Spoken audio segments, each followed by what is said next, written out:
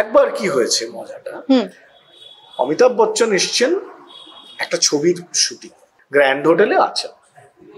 ফাটাকেষ্ট জানতে পেরেছেন যে অমিতাভ বচ্চন এসছেন শহরে। অমিতাভ বচ্চন শহরে এসছে আর ফাটাকেষ্ট আছে, তার পূজায় আসবে না? পূজাটা চলছে। ফাটাকেষ্ট সকালবেলায় গ্র্যান্ড হোটেলে গিয়ে উপস্থিত। ফাটাকেষ্টকে কিন্তু একটা চাকরি দেওয়া হয়েছিল কংগ্রেসের তরফ থেকে, ড্রাইভারের চাকরি।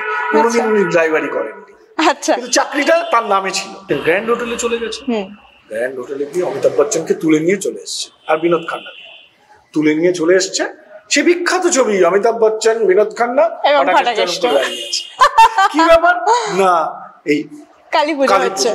এই প্রথম মানুষ দেখলো যে ওই যে ভানু বোস যে মুম্বাইয়ের শিল্পীদেরকে নিয়ে আসতো, শোনা যায় মান্না দে বা অন্য কেউ একবার নাকি আসতে চাইছিলেন না ভানু বোসের অনুষ্ঠানে।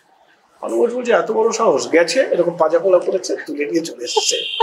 এই তুলে নিয়ে তো চলে আসার কালচারটা 70-এর দশকে আরো ব্যাপক হয়ে গেল। শুধু শিল্পী নিয়ে আসা না, একটা কমন গল্প তুমি মস্তানদের সম্পর্কে পাবে, পাড়ার সুন্দরী মেয়েদের তুলে নিয়ে এসে বিয়ে করা। এটা উত্তর থেকে দক্ষিণ এক। এটা কিন্তু ভানু বোস, গোপাল পাঠাদের সময় ছিল না।